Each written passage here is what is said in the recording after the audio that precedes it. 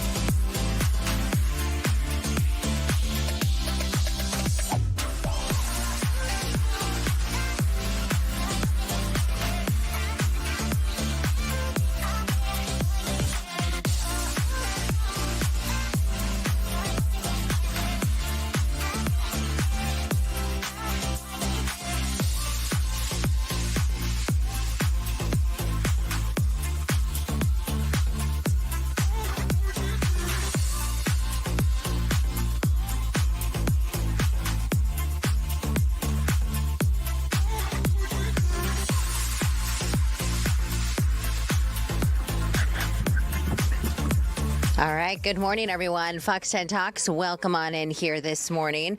And this is kind of our big story here is we have a big Nancy Guthrie twist in the case. Good morning to everyone here in the chat. My federal retired life. Are you a new chatter? Good afternoon from Maryland. They say he's on the East Coast, Mr. Pavoline. Ron is off today, so we're joined by Brian. Hey there, Webb. everybody. Hi, nice to see you. Yeah, they were like, hey, can you fog a mirror? Get in They're there. like, hey, who's sitting around doing nothing or looks like it anyway? You're the man. No, How are you, my friend? Okay, yeah. Friday, getting ready for the fun week. It's nice outside It's here, beautiful. right? 88's going to be the high. Oh my gosh, gotta It's love going to be wild, right? Sink it into your brain and just remember this day for the next 6 months. I know. Speaking of Friday, you guys may not know this, obviously, but Brian likes to have house parties. So it's the weekend. Are you going to have another house party? Okay. A house party once a year. You were invited. I don't know what you're doing that night. I'm sure you had a good excuse to miss it. Yeah, but it was know. Fun. It was fun. I heard it was a lot of fun. I can't wait to go next year. I'll have to put it on my schedule. Okay. But we do have a lot to get to here this morning. Let's talk about the Nancy Guthrie story, and let's go right to this image here. We do have some new information on this. Did you ever go down there, Brian, to cover the story? Oh, yeah. Give us an idea of what it looked like down there when you were covering the story. Well, gosh, it's just it's an impressive, nice kind of desert-dwelling neighborhood. Right. The homes are not near each other, and you don't even really see one home from the other with all the brush and the trees. So they're big lots, olderish houses, and just like it brought to mind like what you might see more in Cave Creek or something, outskirts of the valley kind of.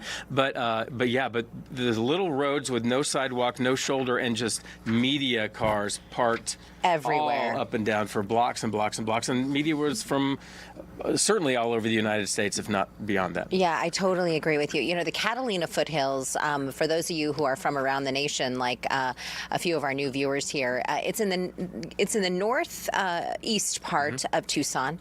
I have a good girlfriend. Her parents live out there, so I've been going there for many, many years. But it's in the foothills there of Tucson, really beautiful, mostly retired. Yeah, that's right. And you have from the images that you just saw, you have a lot of like desert landscape, a lot of like acre lots, like you mentioned. And what always struck me a little bit, Celeste, is the house doesn't necessarily stand out as one like let's go there. Like it's buried in the middle of 100, 200, 300 other houses just like it. So that makes you think maybe they were going to that house in particular for a reason versus picking a random house. Right, exactly. And there it is right there. Yeah, it doesn't look like anything out of the ordinary in comparison to some of the other homes. The update that we have for you this morning is that there were remains that were found in the desert just miles from her home. And so that really, this was kind of like the surveillance footage of the person they saw there on her doorbell camera.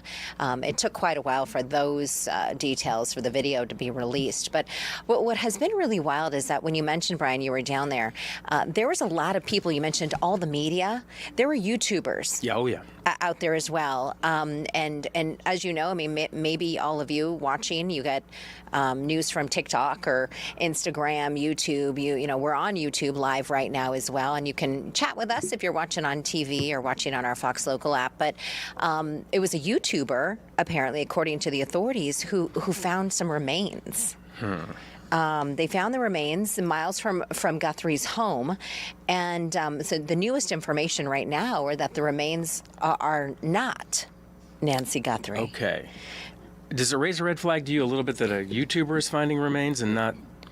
I don't know. I did walk across a few YouTubers there, and a little bit the difference that I notice is that we have to be very careful in what we say and attribute it to the person who's saying it. I didn't quite get that feeling with the YouTubers. They seem to take, as I was walking by and listening to them casually, they pick an angle and they're just running with it. And clearly nothing has proven right or wrong. It's very little has, because we still don't know. But I was just going, I don't know if you should be saying that. But who's policing YouTube and comments like that? Probably nobody. Yeah, and share with us in the chat too. Do you really rely on some of those? I guess they call them citizen journalists, right? People who kind of pick up a camera and or their phone and they just kind of start rolling and talking about what they're seeing and maybe saying things that may or may not be entirely true. You're a good point. And they maybe are free to say more than we are, that we kind of know might be true, but we're not quite there yet. So there's some of that freedom that they could say more than we can. But I also heard some things that I'm like, I don't know if we're going there yet. And a lot of times we will hear things, right, out on the scene, and it'll be speculative, or hey, this could be the case, or this is what the neighbor said, but we don't share it with all of you on typical news because we don't have it. It's not entirely accurate because we haven't verified it yet. True, and we can get in trouble. And remember that a couple of broadcast people who have bosses to answer to said some wrong things. Said things that didn't end up being true. And aren't you kind of surprised that we're here? I mean, once we had that video of the guy on the porch, the surveillance footage, I'm like, this is going to be solved soon. And then it just kind of just faded out and faded out. It really did. So let's give you the detail on the recent discovery of these human bones out in the desert. It sparked true crime theories across the country. As we just mentioned, a YouTuber discovered the human remains, but investigators and experts are now saying that the skeleton has absolutely no connection to her disappearance. As you know, University of Arizona is based there in Tucson. There was an anthropologist there who shared with Fox News that the unearthed remains are actually prehistoric. Oh. It makes you think, though, if they're prehistoric, were they digging through the dirt or were they just out there in the middle of the desert? And how does a YouTuber just wander on to them? I don't know. I just don't know. Really incredible. So officials state that this is now a historical investigation as the high-profile search for Nancy Guthrie continues. But it really has been heartbreaking to watch as you mentioned, the images, these are some of the photographs that were shared with us by the family and the county sheriff's office down there. And then this is the guy at the doorbell. And you definitely thought something was going to happen Remember when we were like following people were being detained and then the black glove and we're like, we're really closing in on something here, and then it was a dud. It really was. One of the other cases, and let's move on to this next story. Share your thoughts. We love hearing from you guys, by the way. Deborah, good morning. Happy Friday. And nice to see many of you in here. Thomas Favela, nice to see you as well in the chat. And Linda Monter, Dave's Camping Adventures. We have a lot of regulars in the chat. And if you're new, like we have a newbie from, I believe, Maryland, share where you're watching from and let us know your thoughts on maybe some of the news we're covering or how you found us, in fact. So we love that you're here. You were out at the courthouse yesterday on the Ian Mitcham trial. Yes. It has been, this is another case, of course, that people are talking about around the nation using familial DNA and how that has kind of been one of the big topics when it came to this case. And then it just kept on getting weirder and weirder. Even recently this week, we had a juror dismissed because I think the juror was not following the judge's orders and trying to investigate, was it what life is like in prison? Oh, geez. If they were to give him life in prison sentence. Right. So that juror was kicked out, had to bring on an alternate, and then they quickly sent that note to the judge saying, we are not going to make a decision here. Then it was interesting, I didn't quite know this, but the judge can kind of send them back, but if a judge pushes too hard to keep trying, it can be called coercion, where the judge is inserting herself in the trial, and you're not supposed to do that. So judges are supposed to take the jury's word for it. You can't come up with a decision, mistrial, we got to move on. Because if the judge gets too involved, it's an appeal. Yeah, it's an appeal. It's a situation. Right. So let's give you a little bit of background here on this story. Mitcham, he was sentenced for some of his crimes. He was found guilty of the 2015 murder and sexual assault of Allison Feldman. This was in Scottsdale. For those of you who've been in Arizona a long time, maybe you recall the story. So the punishment for the murder he committed is still in limbo, as Brian just shared. He was sentenced to 10 and a half years in prison on the assault and burglary charges. And we do have a little bit of sound for you this morning, so let's go ahead and play that for you now. The defendant is laughing and joking with his lawyers. He has not an inch of remorse. No sentence will ever bring Allison back. Nothing can undo the pain or erase the years of heartbreak her loved ones have endured. But accountability matters. Justice matters. And Allison's life matters. So what's next, Brian, when it comes to this case? So I'm under the understanding that the prosecutor's office now has to decide what to do. They can get a brand new jury, not to retry this. He's already been convicted, remember, but they would have to sit in and go over all of the details of why he was found guilty. Then they would have to decide life or death, because only a jury can decide that, not a judge.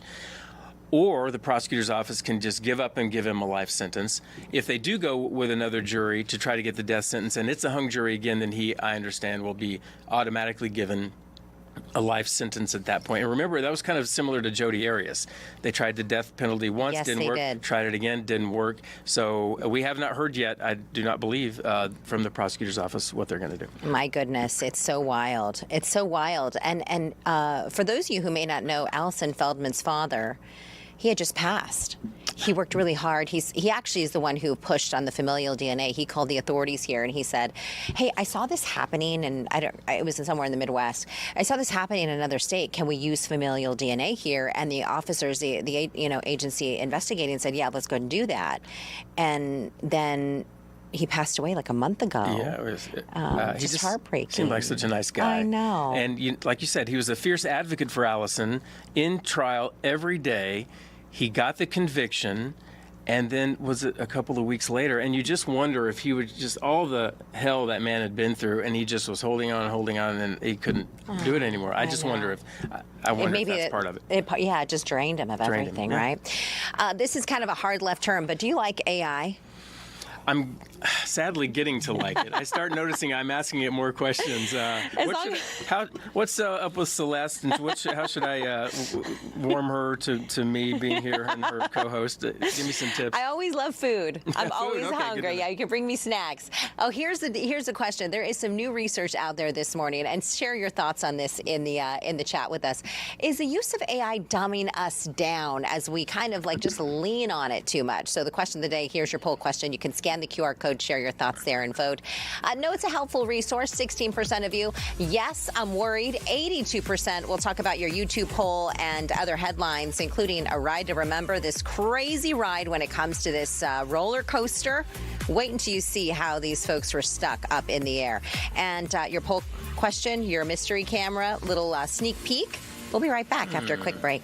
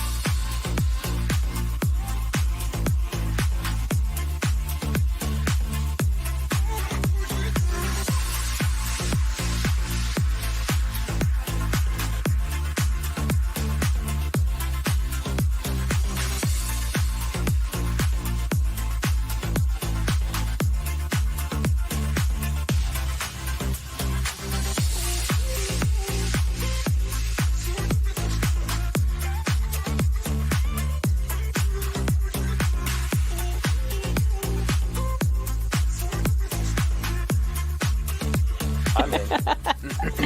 Welcome back, everyone. This is a preview of your mystery camera. And go ahead and throw your guesses in there. A little bit closer to 10:30, we're going to do the big reveal. And so we'll give you another look at this here in a brief moment. But the mystery camera is quite a mystery. So I hear this is a big hit. I mean, the mystery cam thing. And yeah, it's fun huge. So do we get any hints? No hints. Nothing at all? Nothing Wouldn't at all. Wouldn't it be kind of fun if you gave me a little hint? Well, it would be fun.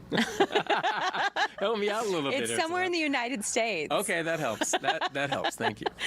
Oh, welcome back, everyone. Okay, so we have a great interview here. KSTU political reporter Greg Lee joins us now to talk about what is happening in the governor's race in the state of California. And this is a very big race, and a lot of people around the nation are watching this. Greg, good morning. Thank you for joining us. Hey, Greg. Hey. Oh, could you hear us? Okay. Yeah. Hey, Greg, take it away. So seems like a crowded field. Everybody jockeying for position. Where are we at right now? Yeah, listen, we're just 4 days from the June 2nd primary here in California. Voters, 22 million of them, have had their ballots in the mail for about a month now, and we have seen a very slow turnout because this is, in my history and perhaps in California's history, one of the most wide-open gubernatorial races that we have ever seen. There's not really a favorite in this race, at least there has not been to this point, now that Governor Gavin Newsom is terming out. And so there's this big race to replace him, and there's been, at the top of that ballot, about 7 really viable Democrats that have been splitting this Democratic vote. But just to tell you, last night we got our most recent and likely our last poll in this gubernatorial race, and what it is showing is that this wide open race is starting to sort of coalesce. Democrats and Republicans in the state getting behind the candidates that they want to see move on. So for Republicans, it's former Fox commentator Steve Hilton. He has sort of led throughout the polling in the last month or so. And then at the top is Javier Becerra for Democrats, the former Health and Human Services Secretary under the Biden administration. But just to tell you how much this race has changed in the last month, we saw former Congressman Eric Swalwell from the Bay Area that dropped out of this race about a month and a half ago because of those sexual assault allegations. He also dropped out of the House, and so he was leading this race. And then in a matter of weeks, we saw Javier Becerra go from about 4% in the polls to now leading this whole thing at about 23%. So there's been a lot of ebbs and flows to this race, a lot of changes here at the last minute. But I will tell you this, things could still change here at the end because a lot of voters, particularly Democrats, have been holding on to their ballots to the last minute as they try and figure out who they want to move forward into the November general election. And I should tell you that unlike Arizona, the state has this, California does, a top 2 primary system that means the top 2 vote getters in this June 2nd primary, regardless of party, will move on to the general in November. And Democrats here in California for a while were very worried because they were splitting that vote so much that they could be locked out of the general election, that this could see 2 Republicans move on to November in what has been a very sapphire blue state. That fear has certainly subsided now that we've sort of seen this race change, but that was a concern at some point. You know, interesting. I'm glad you brought that up because I think that is very different, especially from what we see here in Arizona. How do you think this is going to play out now? I know Gavin Newsom is kind of thinking about other things potentially. You sat down with him, I understand, and had an opportunity to have a conversation about maybe where he's headed next or maybe what he hopes for the future of California. Yeah, Celeste, this has very much been the worst kept secret in politics. Everyone knows that Governor Gavin Newsom has aspirations to run for president. He has written his autobiography. He has made steps to kind of get towards that place. He'll be campaigning during the midterms in swing states for Democrats. He's continuing to build that national profile. And I will tell you, in terms of who will replace him, he has long been pushed by party leaders and Democrats to say, hey, you got to endorse in this race. He has continued not to do that. And he has said that whoever the Democrat is that moves on to the general election, that he will endorse that person. But he has been clear that he doesn't want to endorse before June 2nd. But Gavin Newsom is really focusing his time now on trying to both govern the state of California, but also focusing on his future aspirations of running in 2028 for the Democratic ticket. Is there a sense, Greg, that, is it more likely that 2 Democrats would move on than 2 Republicans to the general, or how that might play out? Yeah, that is what you would anticipate typically in a state like California, right? Because the voter registration, Democrats outnumber Republicans in California 2-1. But recently, in the last few years, we've seen more and more independents that have registered, so no party preference voters instead of choosing one party or the other. Again, everyone's voting in this primary. So Democrats had hoped that they would see a Javier Becerra and a Tom Steyer, which is still a possibility. But Steve Hilton, the Republican here, has continued to sort of carry his weight. And as I'm sure voters in Arizona are starting to pressure their lawmakers with, the major focus of this race, like it is nationwide, is the cost of living. And Steve Hilton has had a very clear message about how to tackle the cost of living, of how to tackle high gas prices. Now, what that actually looks like practically in working with a supermajority Democratic legislature is another question. He's also gotten the endorsement of President Trump, which will certainly help him in a primary for Republicans, but could certainly be a liability in a state like California where the president is deeply unpopular if he moves on to the general election. So the long answer to your short question is that, yeah, there is a chance that we could see two Democrats move on, but many of these candidates have sort of resigned themselves to thinking that Steve Hilton will move on because he's carried so much momentum. And I should also give you one nugget, is that even though that registration benefits the Democrats, Republicans are already outpacing Democrats in terms of returning their ballots 4 days out from this primary. Interesting, right? Stuff, yeah. Any relation to the Hilton family, like Paris Hilton? No, not that. That would be hot. Not that I'm aware of. That should have been the follow-up question I should have asked. But yeah, no follow-up, no relation there. Well, I could use a hotel discount, Yeah, so good make one, sure you Celeste. ask Yeah, them for sure. Here's another question for you, and let's go back to the Eric Swalwell situation because he bowed out. I know he was kind of leading right in the governor's race there. I had a strong following. Does he still have a strong following? By the way, one of his very good friends is Ruben Gallego, one of our lawmakers here in Arizona, and so we were covering when Eric Swalwell bowed out. Yeah. We were covering that headline pretty closely. Yeah, an absolute fall from grace and really a rapid reversal in sort of political fortunes and life fortunes for Eric Swalwell amid these allegations, amid these criminal investigations, some very serious allegations that have been leveled against the former congressman. And again, we have not heard from him. Nobody has seemed to have eyes on him on what he's doing currently, except building his defense against some of these allegations that he has denied. But that following has diminished, nearly completely. And that is one of the questions that we have posed throughout the last sort of 5 weeks since he dropped out, is where would his supporters go? Because there were so many Democrats on the ticket, and sort of the conventional knowledge that we have seen from the polls is that many of those voters went to Javier Becerra. And the belief is because those supporters were looking for someone with experience, with time in government, that sort of knows where the levers of power are. And that is why a lot of them have gone to Javier Becerra. And some of the crosstabs that we're also seeing, we've also seen Latino voters go to Javier Becerra here at the end of this race and look to support him. There was some belief that perhaps Antonio Villaraigosa, the former Los Angeles mayor, another Democrat in this race, would take some of those voters. But again, we're seeing a lot of those Democrats move towards Javier Becerra at this late stage of the race. But again, we should temper this to say these are just polls, right? And polls have certainly been wrong before. We well know that. And so depending on what this turnout does, and I think political experts have sort of been mystified by the fact that so many Democrats especially have been holding on to their ballots and waiting until the very last minute to make a decision. So I think we're going to see a strong push here in the next couple of days and on June 2nd for people to vote. And it'll be interesting to see which direction they go, particularly for Democrats here. And if there is a big surprise than what we have seen. Good stuff, Greg. I feel like I know about California politics now. It is wild. And any chance you think ever there would be two Republicans facing off in California? Yeah, and I think to your point that was a distinct possibility. If we go back maybe 6-8 weeks to the beginning of this race when people were just starting to pay attention, there were two Republicans that were leading in the polls, Riverside County Sheriff Chad Bianco and Steve Hilton. And so Democrats spent hundreds of thousands of dollars to release their own internal polls in an effort to pressure some of the lower polling candidates to get out of this race so that Democrats could stop splitting this vote as much as they have. That didn't really have the impact that they wanted.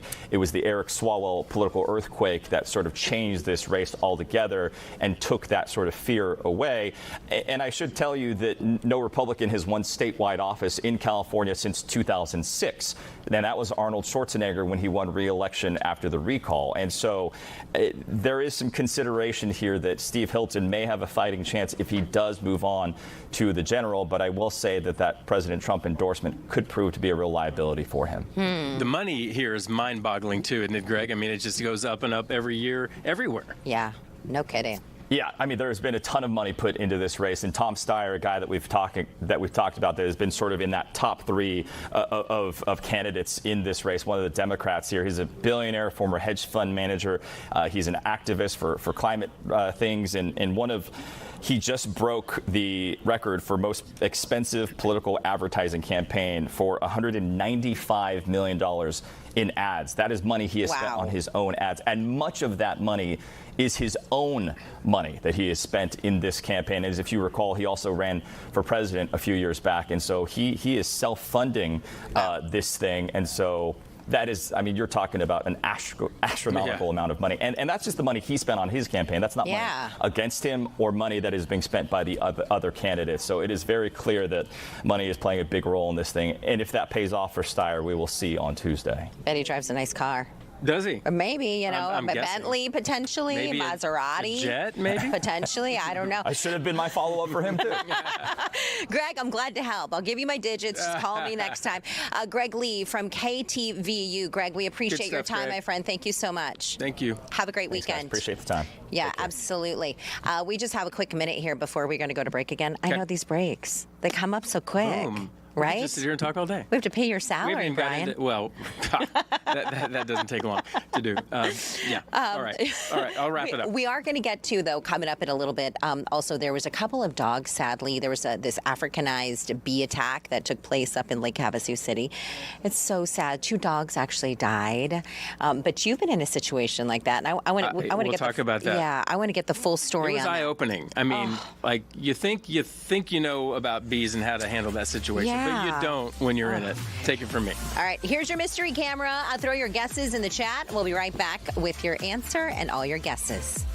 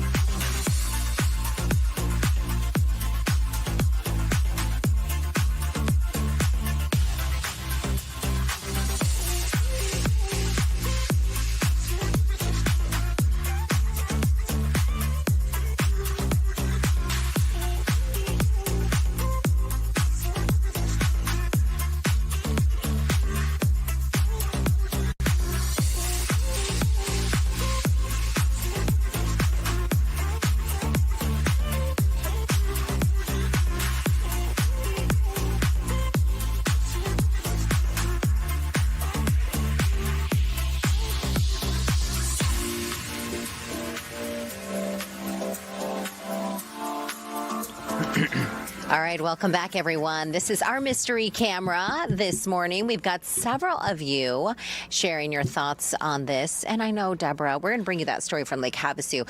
It is a heartbreaking story. But what are we seeing up there on our YouTube chat, Bri? What? Are they saying something about me? Yeah, they're saying that keep this guy around. Oh, that's nice. Thank you, whoever that was, because I've had kind of opposite reactions from time to time. Oh, my gosh. Who's this guy? Get him out of here. I don't know. Who is this guy? Dave, who let this guy in? Right. Does he work here? It's a mystery. I just walked in here. I was lost, and they're like, hey, there's a chair. It is a mystery. That's why we have the mystery camera. Okay, so where do you think this is in the United States, by the way? Mountains, it's green. I'm going to go with, it's going to be Idaho. Okay, that's a good guess. We've got Arizona from Louis Gonzalez. We've got a couple, West Virginia from Linda Monter. I can see that. And a Pennsylvania from Thomas I can Brown. see that. Are there mountains in Pennsylvania? Probably. Yeah, I think there Probably. are. I'm Never not been sure. to Pennsylvania. So I'm going to go somewhere like in Tennessee. I'll go with Okay, Tennessee. I like Would that. you like to do the honors, we're my doing it friend? right now? Yeah, Oh, hold my on. Let me pull up goodness. your camera. There's a Brian close-up. And the winner is Okay, turn it around and show. Faxton, Virginia. Nice. Okay, let's see. Who said right. Virginia in Yeah, here? somebody knew that. Yeah, I'm going to throw the going. mystery camera back up for you. Let's see. Who said Virginia? We've got I thought I saw a few Virginias in there. Thomas Fava is talking about spanakopita. Do you like spanakopita? It's like a Greek dish. It has like cheese got my and attention. spinach, cheese and spinach. Well, good. So they win a prize? Folks, Virginia people? they win bragging rights. Okay, Congratulations. If you guessed Virginia, you were in fact correct. Strong move. The other story we're talking about, and I know Deborah just voiced her thoughts on this in the chat, was the story. This is what happened in Lake Havasu City. There was an Africanized bee attack that took place in this neighborhood, and there were two dogs, Sky and Daisy, I believe, were outside. It's so sad. And the dogs were the first to be attacked by the bees. You can just see how that would happen because the dogs are outside and the bees are outside. And Oh, my gosh. they're going to run into each other eventually. Oh my gosh, it's awful. Okay, so we're going to show you this. Okay. If you have bees in your neighborhood, let us know, and then we'll give you some information on how to protect yourself as well. Take a look at this. The bees hit pretty hard. They were in attack mode. What started as a fun holiday gathering for Memorial Day ended in tragedy for Tony Chaffee when she went outside to the courtyard of her family's Lake Havasu City home and found her two labs lying on the ground, killer bees buzzing in the air. There was hundreds and hundreds of bees. I mean, and I'm not even exaggerating, it was a swarm. And they started, of course, attacking me as well. I had bites from my head to my feet, trying to save my two dogs. Tony and some other family members perfect, managed Dave, to bring thank her you. dogs, Sky and Daisy, inside. The Lake Havasu City Fire Department soon arrived, and Tony says they went above and beyond to help her beloved canines. Hi, They were doing amazing things, trying to bring them back to life. Sadly, both Sky and Daisy passed away from the attack, there. leaving How are Tony you? heartbroken. My husband had passed away a few years back, and so I got these dogs, and so they've just been a really big part of my heart. They helped me love again, So this was very traumatic for me. This type of attack not unheard of in Janelle, Arizona, first where experts say 90 to 100% of wild bee colonies are Africanized. And then we'll go with AZ Bee Kings, a bee removal company in Phoenix, says the smallest vibration or sound can set them off, and just one sting leaves a pheromone that lets the rest of the hive know to attack. So, if you find a hive, you're told to call immediately to get it removed. If an attack happens, cover your face and get indoors as quickly as possible. Tony says she hopes her experience can educate others, saying she's grateful no children or allergic people were stung at her home. The few previous days, there was children playing hide and go seek in that area. Just be really aware and don't mess with them and don't try to aggravate them and don't think it's just funny if a few of them are flying around because there may be a lot that are following them. That hurts. It really does. Isn't that scary? Well, and you know, she talked about how many bees there were. I mean, when you go up on these hives, it's no joke. I mean, there are hundreds of them, if not thousands. And we went out on a bee story recently, photographer Brian Kay and I, and it was just about, because there had been so many bee attacks, like with hikers on the mountains. On Camelback. Camelback, you're walking along and all of a sudden, watch out. So we went out with a bee expert, and there was a beehive in the wall, exterior wall of a house. There were so many bees, they couldn't all get in. Wow. And all the bee guy had our camera, excuse me, and he set it down. And they don't like, excuse me, they don't like loud noises. So it was a little bit too loud, and boom, they went after the bee guy, but the bee guy had the suit on. They started chasing Brian.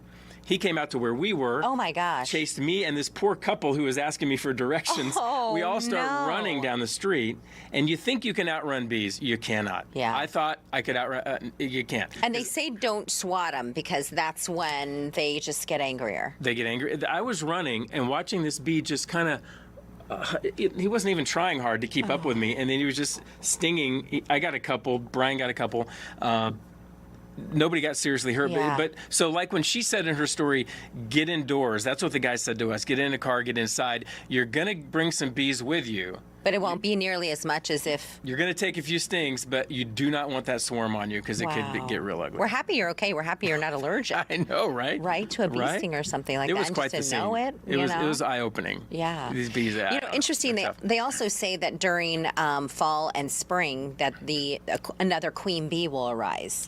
And she kind of fights for... dominance in there, yeah. And so then she'll leave, take half the bees with her, according to a pest company that we talked to, and they'll create another hive.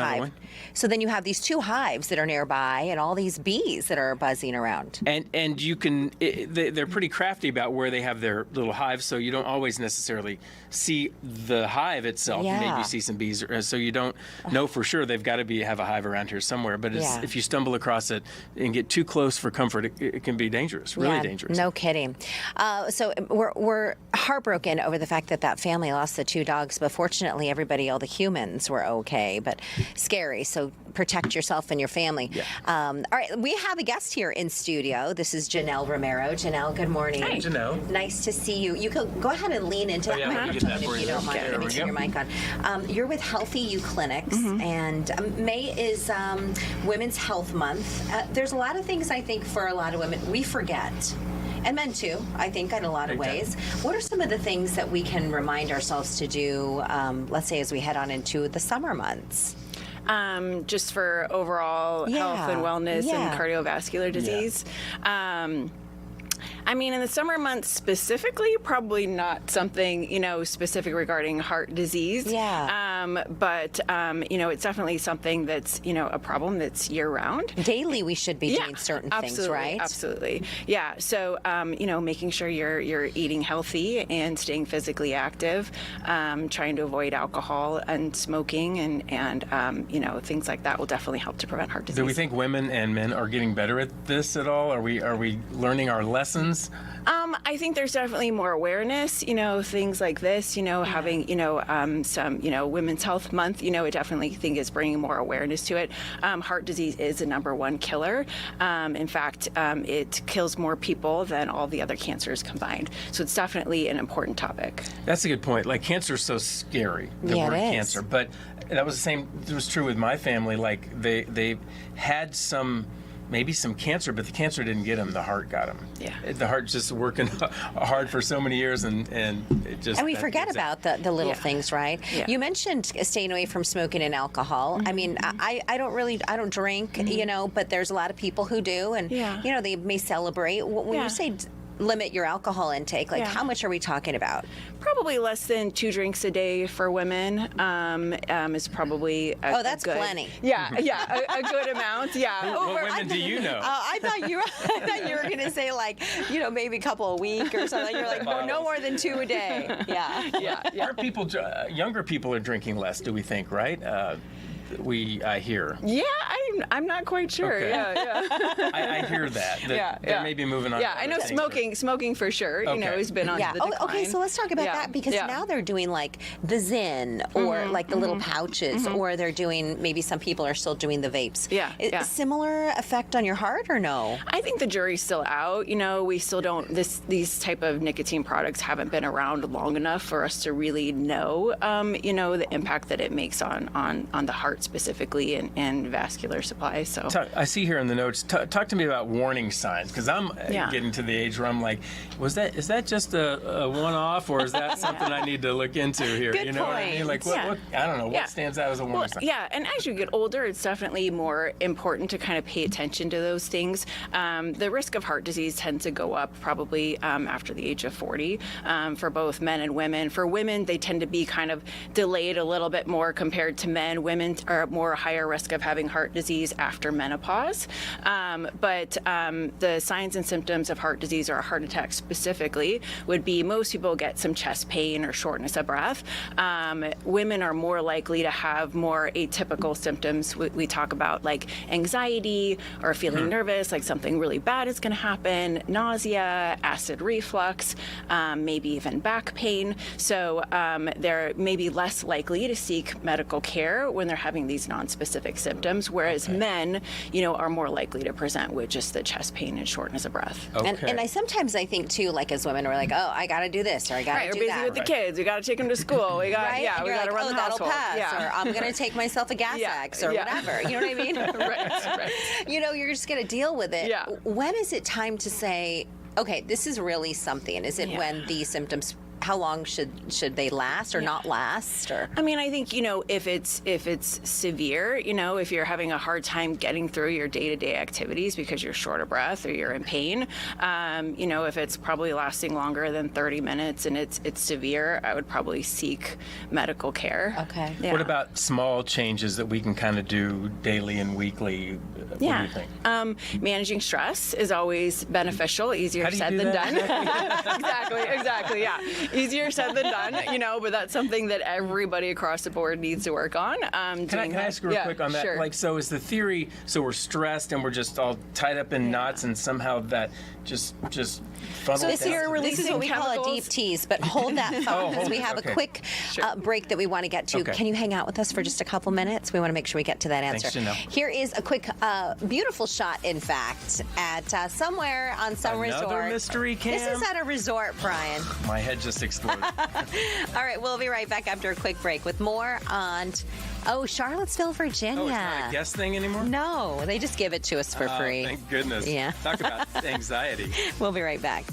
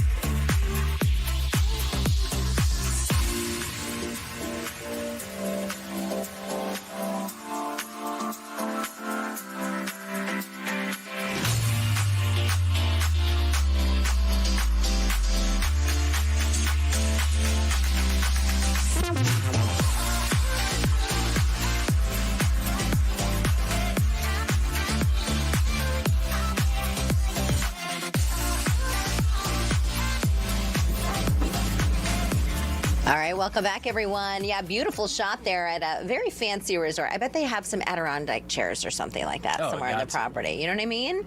Right next to the water. All right, let's jump right back into this conversation with Janelle Romero. Janelle, thanks for hanging with us a little bit longer. Some tips, daily tips, right? Is that what we're talking about? Sure. So things you can do every day to help reduce your risk of cardiovascular disease would be, trying to manage stress levels as much as possible. So that could be something as simple as, going on a walk, at the end of the day, just to collect your thoughts, taking some deep breaths. You don't really have to spend a lot of time doing things or, spend a lot of money going to get a massage.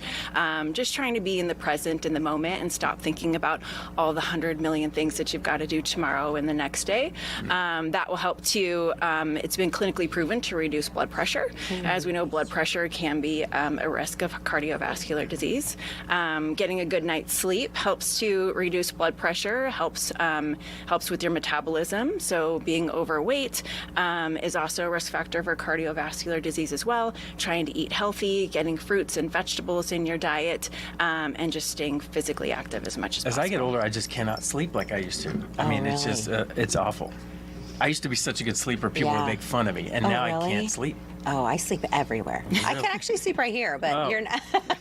15 more minutes. You're not going to put me to sleep. Don't worry, Janelle. If folks want to find you, or you've been a wealth of information. Thank you. They can find me at Healthy You Clinics. We have multiple locations throughout the valley. You can go on our website, healthyyouclinics.com, to schedule with one of our healthcare providers. Okay, great. Good month to do that. Yeah, Janelle, thank you so much. Yeah. Good stuff. Have a great weekend. We are talking about this morning this other big story, and it's talking about, is AI affecting our brains in a negative way? Are you using it much? I do use it. In your personal life? I use it for recipes. Dinner recipes, breakfast recipes. Nice. I use it for like fun Instagram, videos or posts or things like that. What about you? I'm starting to use it more. Like if I feel like I want to ask somebody something, it's right there on my phone, right? Yeah, instead of Googling it. Instead of Googling it. And I did read an article, a New York Times reporter sold his house using AI. No real estate agent. Saved tens of thousands of dollars. And he said, I think it was Gemini he used, worked almost flawlessly. It got one rule wrong that he figured out along the way. Yeah. But I don't know, how many people are real estate agents and what that could do to the industry if this catches on. Interesting. I have heard of some people using it for business, like instead of a paralegal. What does this mean, or how, break this down for me, so that it will be interesting. Listen to this. In a math-based study, researchers found that people who use AI support for exams, these are for tests, like I guess in college students, high school, initially perform better compared to those who did not, of course, maybe because it helped, like, tell me the formula for this, explain why this is the case.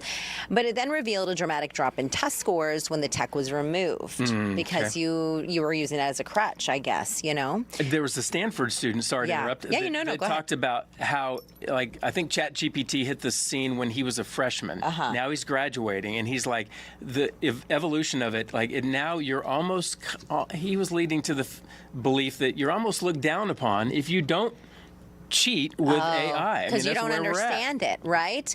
Listen to Mr. Pavolini. He said, I also had AI make me software so I can put in license plates of cars and hold information for every time a customer comes back. I know what we did to it, but he says it helps him kind of store the information, So that's interesting. He also says AI is pretty cool. So he's making a video game and chat. I know in a lot of ways it's helped people create apps as well. But then you do get to the point, I think the question is, like, if we just let it do everything for us, then what good are we? We're just going to be so like, is it dumbing us down? I might imagine it could go that way. There's a guy who knows, and it's this guy, Big D. We caught it. Was he napping there? Oh, good morning. No, Dave does like 20,000 jobs here. I don't think the guy sleeps at all. So this is getting a lot of play on YouTube, right, Dave? That's right. Our poll question has been getting a ton of attention. If you bring it up, you can see how many votes and comments we have. Wow. So pretty incredible. I can read some of the comments now. Frankie Tree Tyree says you definitely have to be smart enough to recognize when AI is wrong. L. Tex Angelo says AI can be a great tool if you use it right. Using it frequently will deplete your ability to think freely and your perception when you face a difficult situation. Smith B. says this is similar to back in the mid-2000s when people used to ask, are smartphones a good idea for us? In many ways, yes, they have made life better, but in many ways, they have made life worse. And finally, Miller Repin says in order to use AI effectively, you have to apply it to your own life, which is unique. In order to specially craft an AI, you need to know the tasks you plan to give it and every step along the way. As long as people understand that, they aren't losing skills, they're gaining time.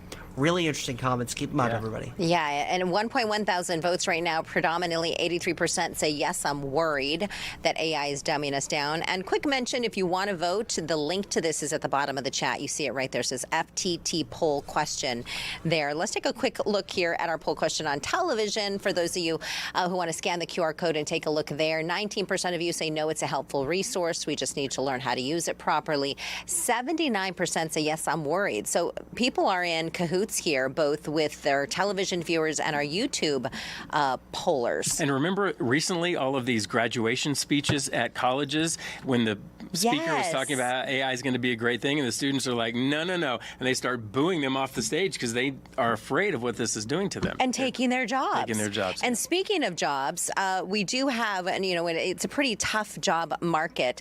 This morning we have Angela Lee from Assistant Professor at Creighton University School of Medicine. Hi. Nice to see you. Yeah, thanks for coming in. Yeah, lean on in for that, just like a radio interview, if you don't mind. Thank you so much for joining us. It is a tough job market when you think about it, right? Yeah. What's it look like for people right now looking for jobs? Yeah, it's a pretty competitive job market right now. I'm hearing that there's a lot of people just submitting a lot of applications and not really hearing back. Right. And it's really starting to affect people's self-esteem, their sense of self, their mental health. Because you do it online. Tell me if I'm wrong. You can get 10 or 20 done a day, and then when you don't hear anything back week after week, what's wrong with me? It gets really disheartening. Yeah.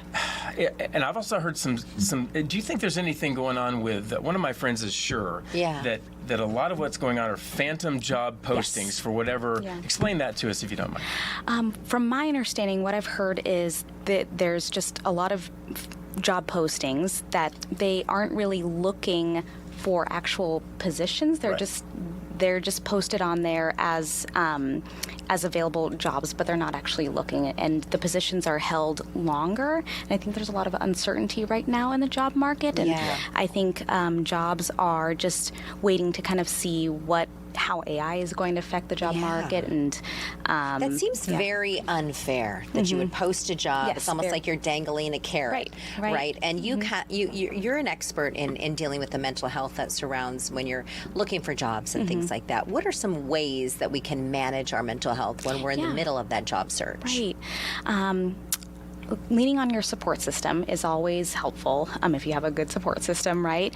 And letting your family and friends know what you're going through, and leaning on that.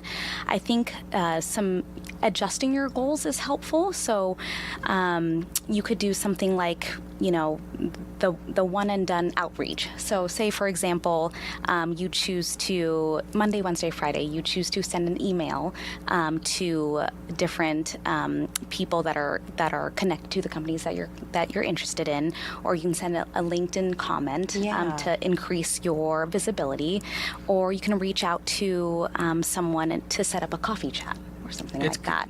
Kind of like dating, isn't it? I mean, you're trying to find the right match, and you hope to get a little something back, but you don't always, right? You got to go through, you got to kiss a lot of frogs to find the right job. Right, exactly. Yep. And then also sort of adjusting your own expectations and managing your own expectations, right? So you can change your goals and say that I'm gonna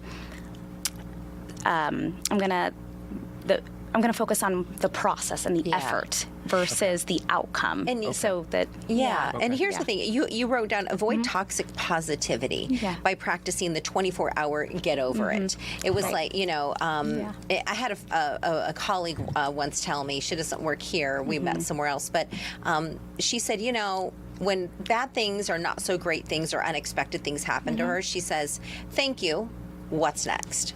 Like, thank you for that opportunity, okay, what's next? What does the world have for me? The universe have in store for me? And that kind of reminds me of that. Yeah, I think everyone deals with disappointment and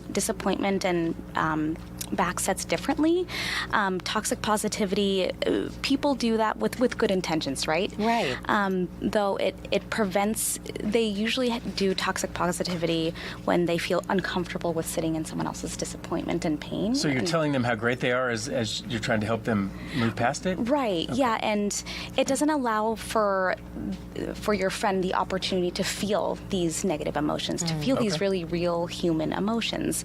And so with positivity and with optimism, it allows for more reality-based, right? And so you can encourage your friend to acknowledge this really real negative human emotion, and then help them move forward. Okay, good point. So we need to feel the bad stuff, Absolutely. and then we need to move on. Right, absolutely. It's almost like everybody gets a trophy when they're little, like that. You know, it's too much positivity. Yeah. I really wanted a trophy. Can I just? I you know went what, to practice every day, and I don't get anything. I'm going to go thrift store. I'm going to buy you one. I mean, it's going to be on your desk. Get one. Oh, my goodness. Angela, thank you so much. Where can we find your information or reach you if we need you? You can find it on. Is it Creighton University? Creighton University. Okay. Yeah. Okay, wonderful. Thank you for your time this morning. Good. Thank you so much. Thank you for having me. We so appreciate it. Absolutely. All right, so this morning we are also talking about, there's a new survey that popped up, and it shows that people have gone on a date just to score a free meal. Have you ever done that? No. This does not. The math does not work out for me. Like, what do you mean? Because you got to ask the or free gas. Or free. What about free gas? How am I going to get gas out of a date? Oh, I pick you up. Offer I the pick girl. you up, Celeste. And Celeste, I'm out of gas. Can you cover me on this gas? No, you offer the girl free gas. Oh, I missed that part. So you show up you show up, and that's your pickup line. Is you have a gas card instead of a business card? Totally, is that where we're at? Is that where we're at? Free gas cards. I'm bribing them. Well, gas isn't cheap anymore. So there's $100. I met my husband because he wanted to take me out. Gas card? He wanted to take me out, and I said no. And then my girlfriend's like, "You don't have to marry the guy. Just go out for a free meal. He seems like a very nice man." And so I did. The rest is history. And here we're Why'd married. you say no? 3 kids. Well, we've got to wrap. Look at that. We got 6 seconds. We got 6 seconds. All right, we'll be back here. Have a great day, everybody. See you later.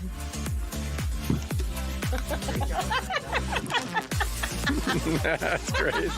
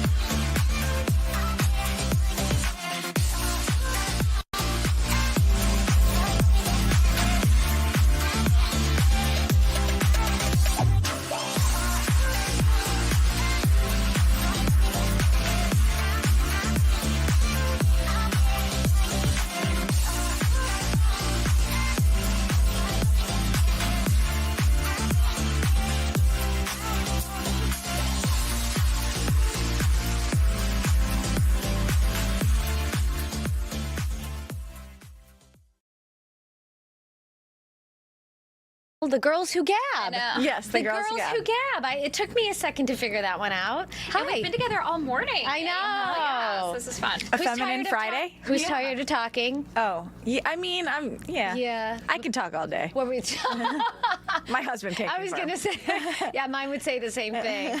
We're going to start with weather because it's been so spectacular. Yeah, it's been, I mean, we have had good weather for this time of year, which we've already talked about this, but I don't know if we talked about it on the stream, but this is, you're leading into your first Arizona summer, and you're being really treated well, because it could be like 110 right now. It could. Okay, I was actually thinking about this, but remember, I moved here during that heat wave in March. Yes, you were treated poorly in March. Okay, that's fair. For that March heat wave. March was rough. Even Tim from KNIX was talking about March. Yeah. And how brutal it was. Yes. But yeah, I think I am getting teased because I'm expecting things to be so nice, but it's gonna heat up. Yeah, and so next week is when reality sets in. Of course, we're going into June, and June is going to do June things. So we are heating up, but I thought we would chat about why we're below average right now for folks that are like, what is going on? So we've got this area of low pressure. We've been talking about it for a few days on air. It got stuck pretty much, as storm systems sometimes do, over California. So it's been churning up the atmosphere, giving rain to our friends off to the north and west of us, but it's been helping us quite windy the last few days, and it's been making our temperatures quite mild as well. But follow the white arrows. That's the direction it's finally moving today. And as it's been moving, oh, you know what? I did want to show. As it's moving, it has been driving a few showers and even some spot storms over the northwest corner of our state. So that's the look at those little shower and storms outside like Peach Springs. Starting to move into the Grand Canyon, parts of the Kaibab Plateau. Eventually, a few showers or storms up in Page, like Jacobs Lake area, will all have chance for some rain through this afternoon. So here's the future cast to show that. As we put it into motion, you can see, yeah, there's those showers and storms through about 3-4 this afternoon up in northern Coconino County.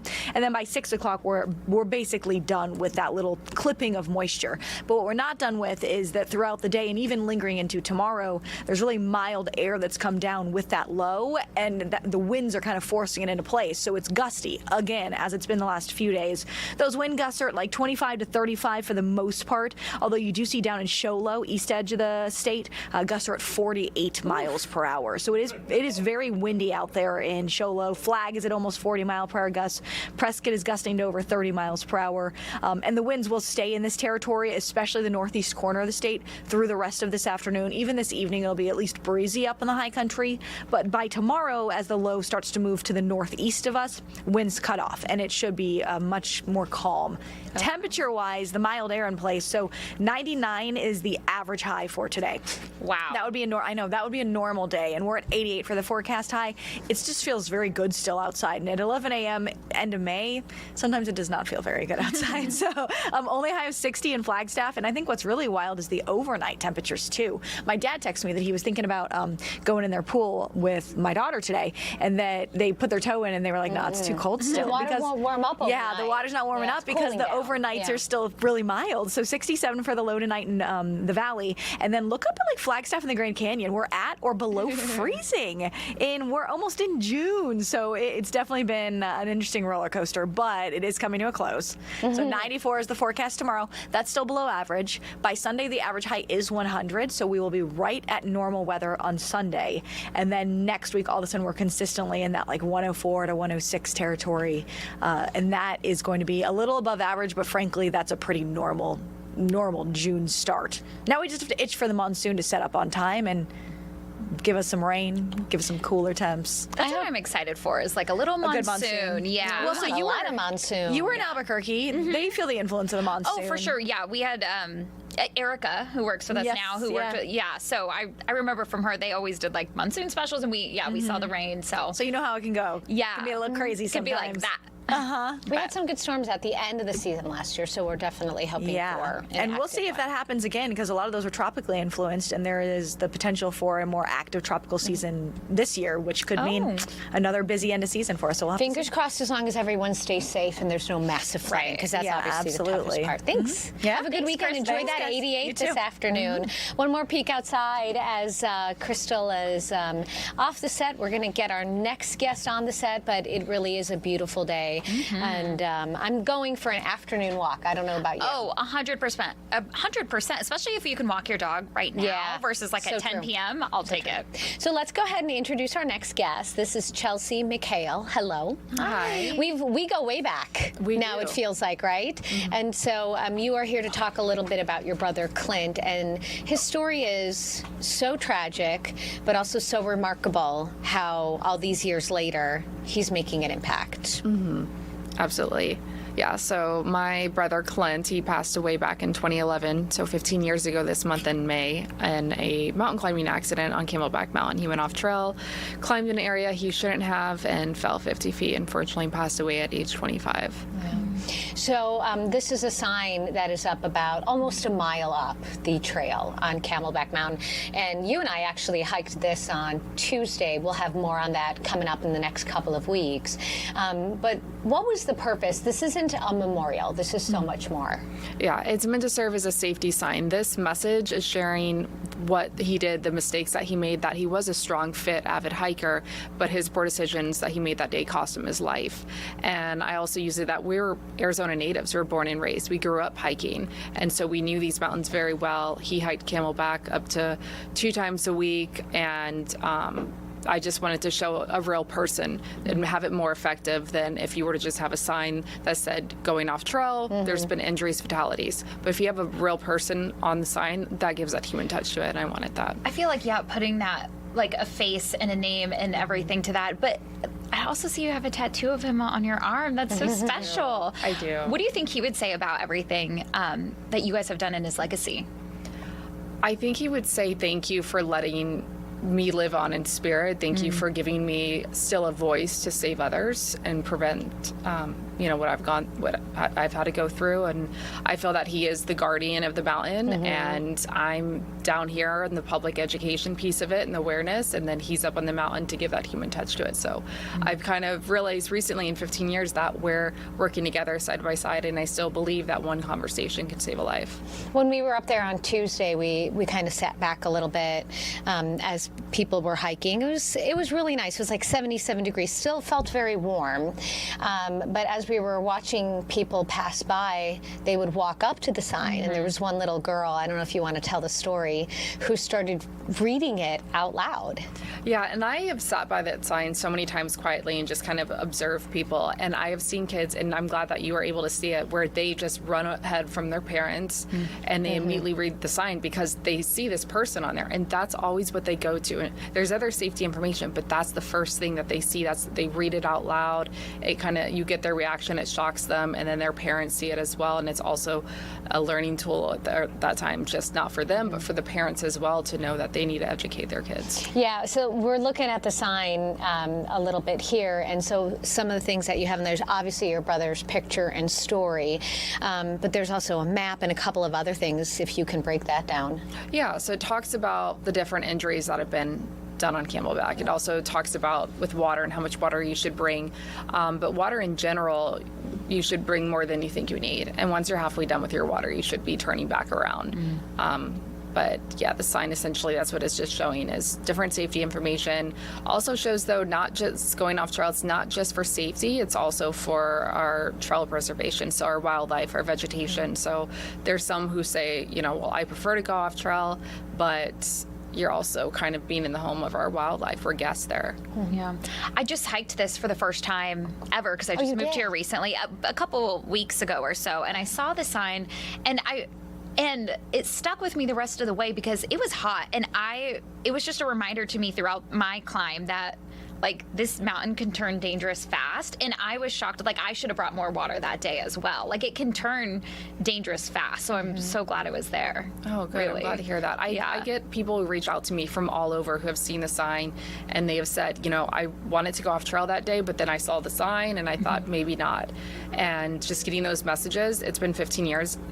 I love getting those messages because to me, I'm like, oh, he's making an impact. It's working, so I have to keep doing it because every platform, every opportunity community. I have to share a story.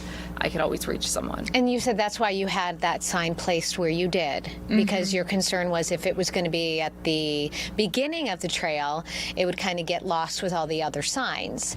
But the other warning on there is also, hey, it's not too late to turn around. It's not too late to say, you know what, I don't have enough water. Yeah, and that's where, when we walked to it, where I kind of explained why it's at that point, because it's where people tend to stop, rest, take pictures, because there's already beautiful views right there, and then they see on the map where are they and how much more they have to go, and they decide if they want to continue on with their hike. Yeah, it's a good visual. What's next for you? You are not done educating people about safety. You have some big goals. I do. So one of the biggest goals I have is I really want to implement safe hiking into schools. I've done kind of a pilot program at my former elementary school. It went really great, but I really want to get ranger involvement. I want to try this summer reaching out to community centers and summer camps, because I really want to teach them when they're young. Think of it kind of like the DARE program, something that's going to instill on them at a very young age that they're going to get older, and maybe, you know, I kind of picture it as one day they'll be older, they'll be with friends, those friends will say, hey, let's go off trail, let's explore here, and that one person who learned, you know, as a student not to do that convinces them not to. That's kind of how I see it. Yeah. It's interesting that in Arizona, that's something we think about. You know, you have different types of safety lessons in different states and cities, and this really is truly something that we cover, mountain rescues. Have you covered one yet?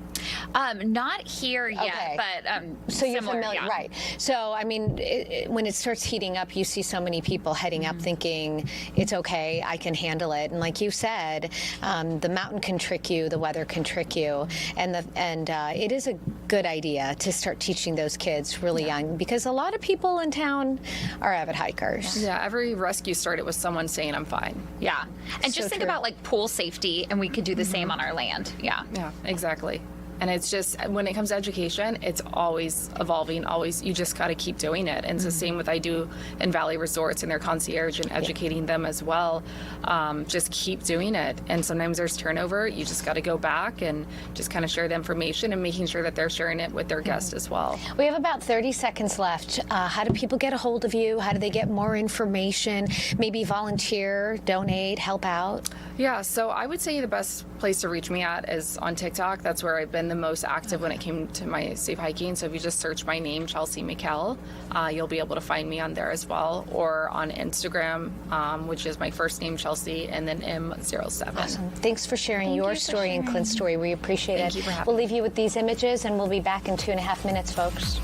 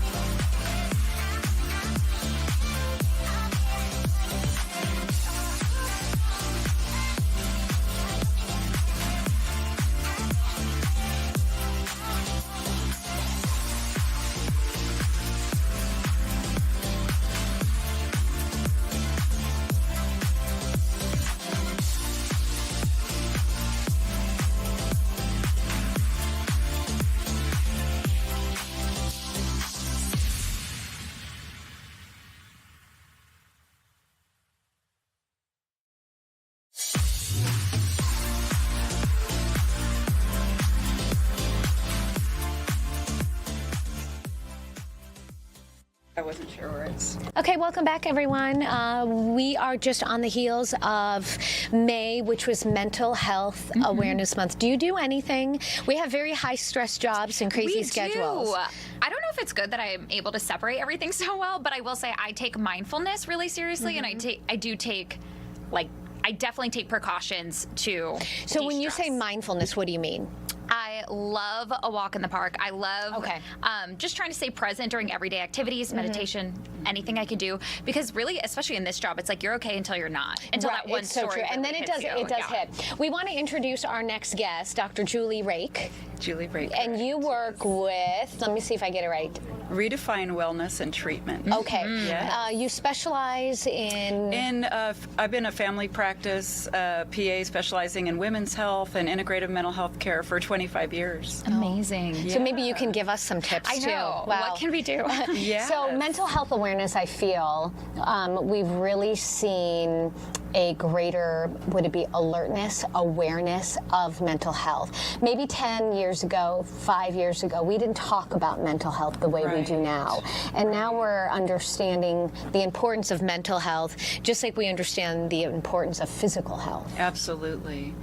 Yes, as you say, there was incredible stigma. There was always such incredible stigma, whether that be veterans or firefighters, police, and in every capacity that's opening up to decrease the stigma around it. And you have some tips and guidance for us. What can people do if they are feeling that stress or that burnout? What can they do? Well, there's different stages. There's probably the more preventative stage, right, where we can think about not getting into crisis. So my favorite easy tips are early morning sunlight, getting 10 to 15 minutes of early morning sunlight. That helps set our circadian rhythms. It helps better sleep at night. Having a daily routine is more important than people realize. And in that daily routine, they could include things such as morning meditation, like you were saying, even a 10-minute slot of morning meditation. Exercise 5 days a week. Those are more of the preventative type. Having a daily routine and Let me ask you about, you said waking up with the sunlight. We don't have that. Well, we don't have that luxury. I get up at 1:30 in the morning. Right. For TV work. lights. Studio lights is what we're waking up to. So I don't know about you, but I'm a stickler for routine because of my hours. So I'm in bed by a certain time, no later than a certain time. I try to get up at a certain time. Even on my days off and weekends, I'm still shocking my body by getting up fairly early so that I can try to fall back asleep. Because it's tough on your days off. So what would your recommendation be to people who get really stressed out and worried about that? I can't wake up with the sun. I would love to. Right. Well, there are actually light beds that we can purchase, just really small devices. Those are extremely popular in places like Oregon where there's no sunlight. So a person can actually purchase a light bed or a light device. So if you're coming in here and missing all that time, you can utilize that for the light. Yes. Anita, I feel like you're really good with taking time for yourself and because I always see you posting your yoga and your Wednesdays on the mat, and I feel like that's my number one non-negotiable is when I leave work, I will go straight to the yoga studio unless there's a doctor or dentist appointment that you can't miss. Absolutely. But I think that sometimes when people work really high stress, high jobs, or maybe they have something happening in the family, there's a family crisis. Sometimes it doesn't matter how much mindfulness, because I'm with you. I like to stop and I like to think about stuff and wait, how am I feeling? Why am I feeling this way? But sometimes even that's tough. Those little tips don't always work because it's extra stress. Absolutely. That's a very good point. Sometimes when you talk to patients about starting a meditation practice, it actually feels like it's just one more thing to do. There's no doubt about that. I always think about, I don't know if this is good advice, so this is just my, what I tell myself, is there's two kinds of hard. It's yes, it may be hard to keep a routine, but what is that other hard? Not feeling well, not sleeping well, and that hard is harder to me than keeping that discipline of things that I know are good for me, like working out or something like that. That's the preventative side, right? Is keeping that routine even if it's a little bit harder. How do you maybe talk to a friend who you can tell is experiencing burnout? Well, I think that falls into first recognizing it, right? Whether it's a friend or a family member, from physical perspective, the stress hormones that flood our body and our brain, they affect every organ system in the body. I literally said that the other day, and I felt it come on Saturday. My cortisol levels, I call them, and I'll feel it right in this, in the area, right here. And then for a couple of days, they wouldn't go away, even though I tried the deep breathing and the yoga. Almost had to walk off the mat. Is it okay to say, I'm not okay? Oh, absolutely. Oh, without a doubt. And that falls in line into knowing when it's time to know that I'm not okay. So if those physical manifestations are presenting every day, like the chronic tension headache, the migraine headache, the irritable bowel syndrome. No sleep. No sleep, exactly. The coping mechanisms, more drinking, you see the coping mechanisms change. That's a time to seek out, and it might be something as simple as, having a counselor or therapist one time a month. There's all different levels of treatment. Yeah. Tell us a little bit about Redefine Wellness and Treatment. Redefine Wellness and Treatment is an absolutely phenomenal facility. Co-owners Laura Ramos and Dan Peterson, they started this after losing loved ones, and they wanted to redefine the way people sought out health and healing. Wonderful modalities. It's not the old school gray walls and Dixie cups full of pills. It's neurofeedback and meditation, sound therapy, visits with the integrative psychiatrist and the counselors every day, group visits. It is, when people walk through the door, they wonder, is this real? It's so beautiful, so peaceful. You can feel the stress. I know. I'm falling off. How encompassing that is. Wow. How do people find you guys? Well, Redefine Wellness and Treatment. They can go online, and we'll pop up and just give a call or come visit and tour. In the meantime, we're going to do some deep breathing. Thank you. Thank you so much for sharing with us today. Thank you very much. Yeah. So we have one more guest coming in, you guys. Okay. We are going to be introducing you to a very handsome gentleman. Oh my gosh, his name is Domino, and he might be the cutest thing ever. Look at it. What would you like to say? Hi, Domino. He's here for the talk. He is here for the cookies. All right, we have Heidi's Village here.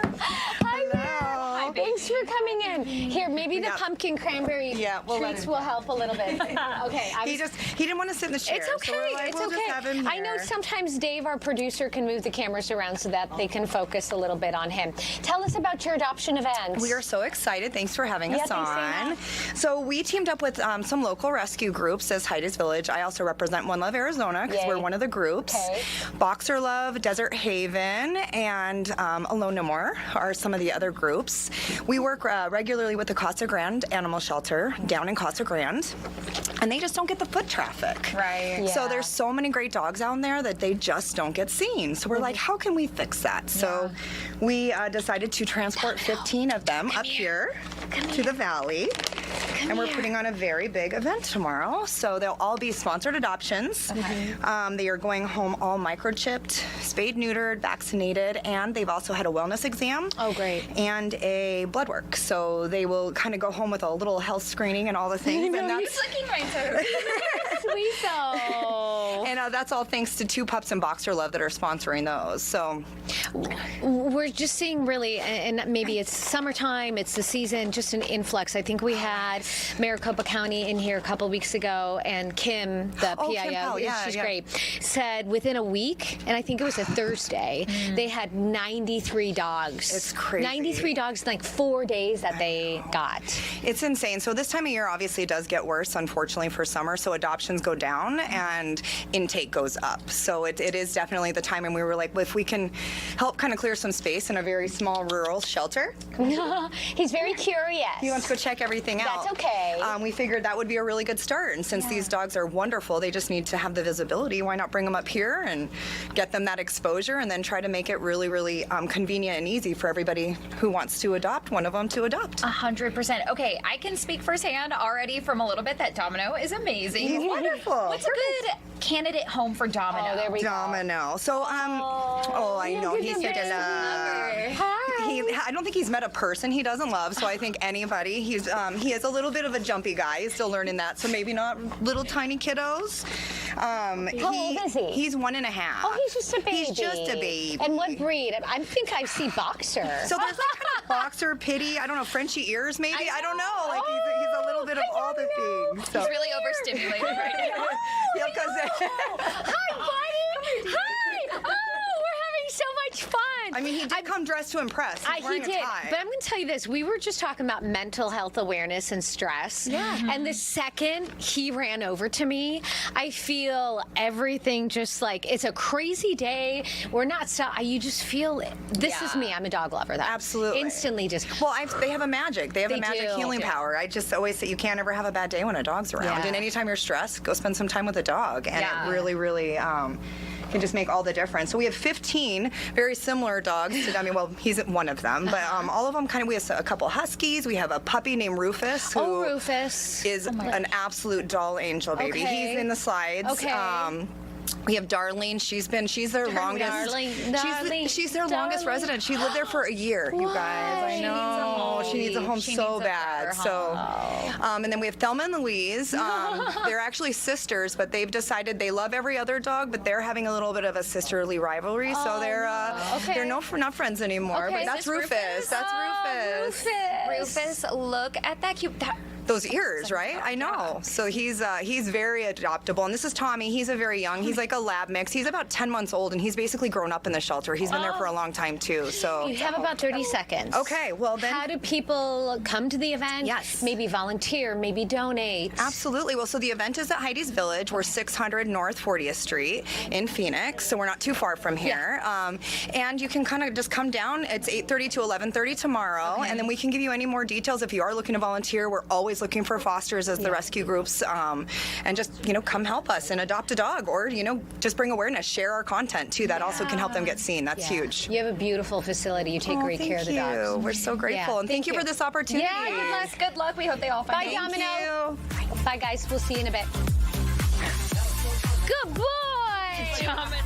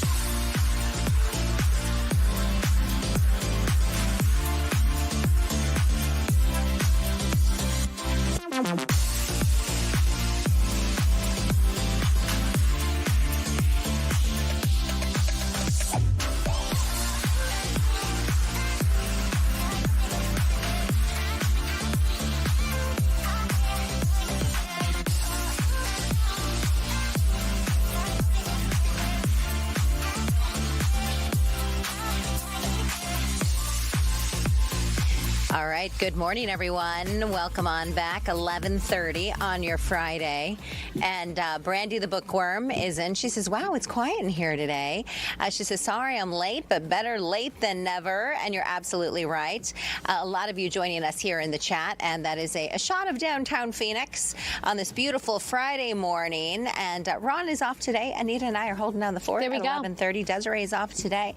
And Ty's off today. Yeah. So we're doing just fine, though, here on FTT because we've got Dave at the helm. There we go, Dave. Yes, he Big is the D. boss. So one of the big topics that a lot of people are talking about, of course, are, and you can share your thoughts on this with us as well, gas prices, grocery prices, a lot of those things. I think people are still thinking, wow, it's expensive to live day by day and put food on the table and support a family. My gas light went off on the freeway. Typically, I have just enough to get home on a Friday afternoon, and then I'm going to make it to my regular place where I know it's discounted.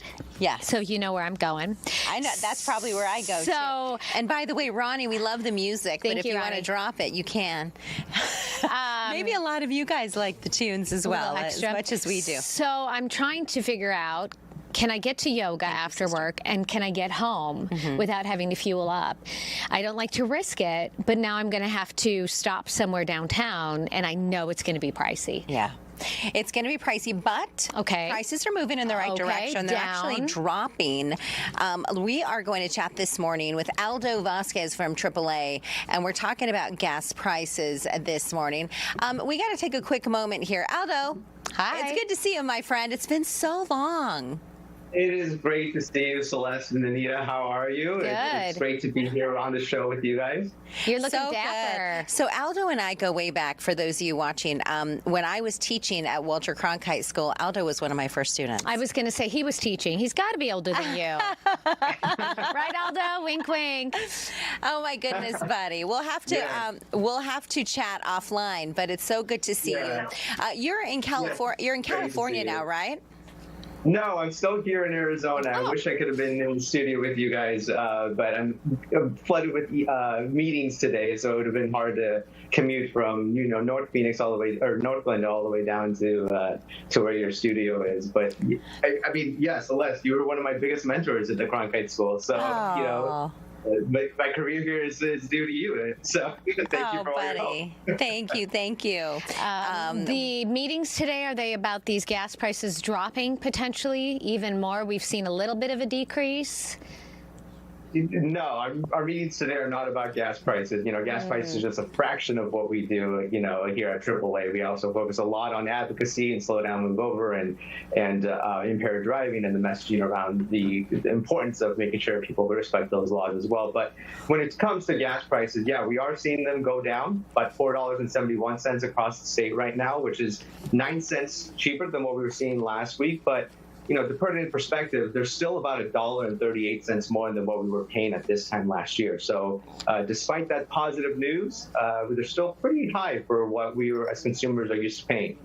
What's it like for you guys on a day-to-day basis as you're watching some of these numbers up and down, and it's probably pretty difficult to forecast too, right? Yeah, it is difficult to forecast, and that is why AAA really focuses more on providing real-time, data-driven insights to consumers because, as you mentioned, the prices fluctuate. We don't want to make predictions and say the prices will be at a certain point and then find out something happens in the global market that makes a disruption to the market. Right now, the market is responding positively to the news and the reports that there is a potential peace deal among the United States and Iran, and so that is what is fueling this drop in gas prices. The market responds positively to stability, and so that type of news is great for the oil market.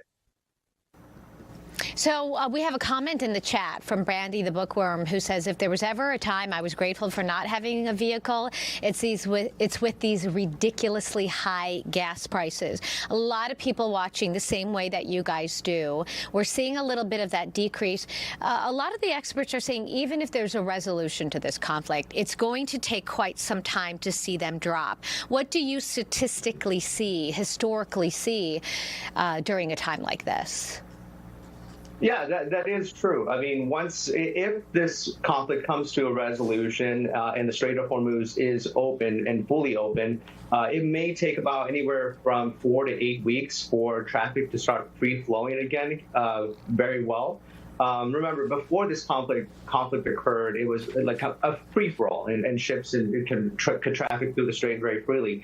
If Iran decides to pose some kind of toll or additional oversight from the peace agreement, that could also impact supply chain efficiency. So it's still kind of a wait-and-see game. We don't know all the details of what the peace deal might have, but even if there is, this resolution, we still need to look out for what the stipulations will be, and then it may take anywhere for about 2 months before traffic and everything can kind of clear out through the strait. Do you guys keep track of how many electric vehicles are on the road in Arizona? We do have a comment from Brandy the Bookworm in our chat on YouTube. She said, a question for him, is AAA seeing an increase in people buying insuring electric and or hybrid vehicles because of these gas prices? Do you guys keep track of that? So we don't keep track of how many electric vehicles are sold or how the market works there with electric vehicles. But what we do know is we did put out a study a couple of years ago that showed, and this is around the same time with the Iranian and Russian conflict, when that picked up and began.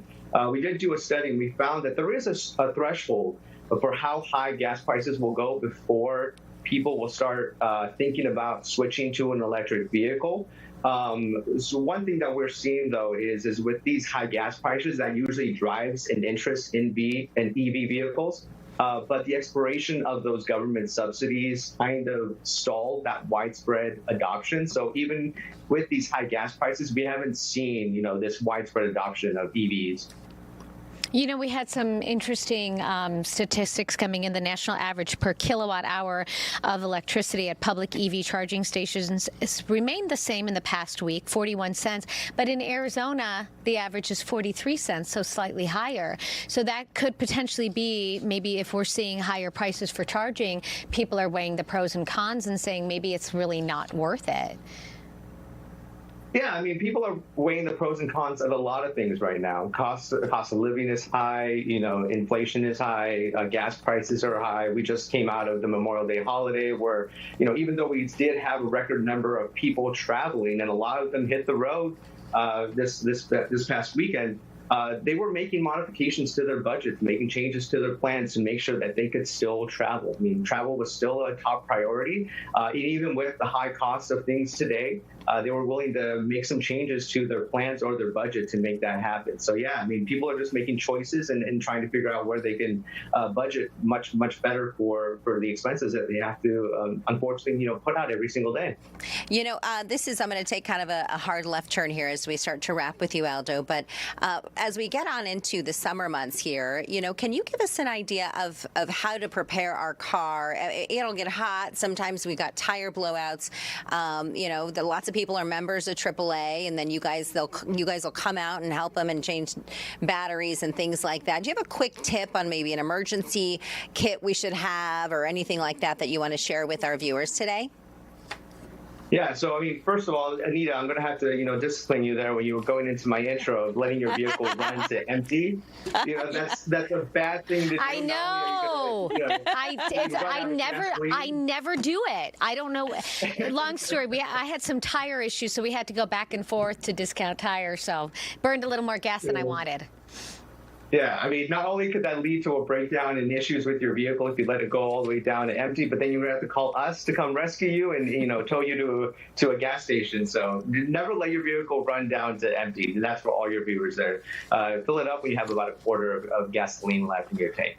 But yeah, I mean, we're in the summer months. The heat plate is a big factor, and it really impacts our vehicles. The most common calls that we see at AAA during this time of the year are for blown out tires, for dead batteries. So just making sure that your vehicle is in tip-top shape, ready to hit the road. Take it into an auto repair shop to get fully inspected, so you don't have a breakdown. It has the proper fluids that it needs, but also carrying an emergency kit in there with water, with a phone charger, with additional materials that you may need to help you navigate through any kind of breakdown. But then also taking advantage of those fuel rewards. A lot of stores have those fuel rewards. AAA has a Shell fuel reward program right now, and you can get 30 cents off per gallon for your first fill if you sign up as a new member.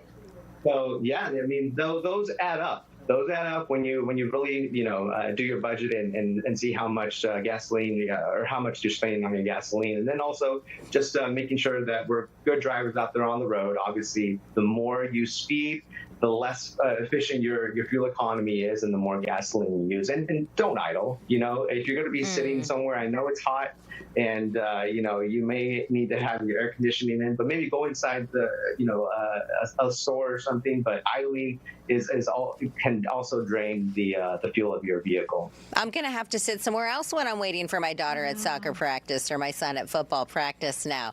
No more idling, Aldo says. Aldo, thank you so much for joining us, buddy. It's so great to see you. I'm glad you're doing well.